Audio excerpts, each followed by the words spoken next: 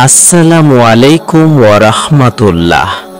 আজকের ভিডিওতে আমরা জানব সেই বিশেষ দোয়া যা পড়লে আল্লাহর রহমত নেমে আসে মানুষের জীবনে।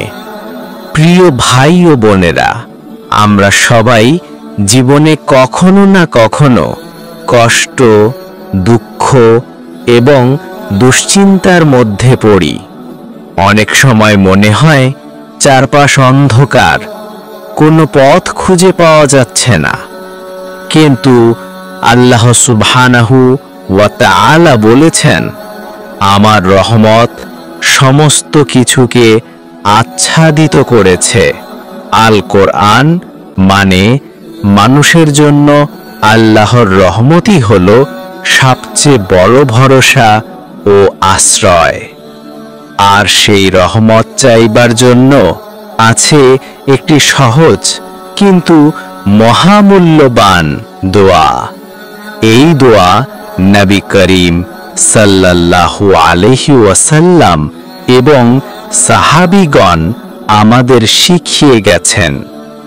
দোয়াটি হলো, আল্লাহুম্মা আজআলনা মিনাল্লাযীনা তাতানাজ্জালু আলাইহিম রাহমাতুকা ওয়াগফির লানা যুনুবানা।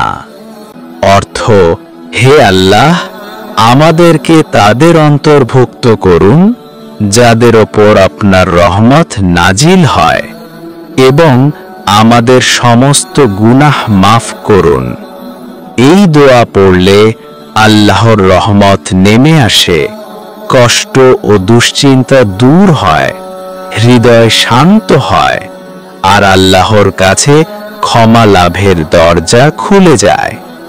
প্রিয় দর্শক, এই দোয়া প্রতিদিন অন্তত একবার হলেও পড়ুন, বিশেষ করে নামাজের পর, রাতে ঘুমানোর আগে বা যখন দুশ্চিন্তায় থাকেন। আল্লাহর রহমত আমাদের জীবনে আসলেই আমাদের সমস্যাগুলো সহজ হয়ে যায়, জীবন হয় সুন্দর ও প্রশান্ত। তাই দোয়া পড়তে ভুলবেন না।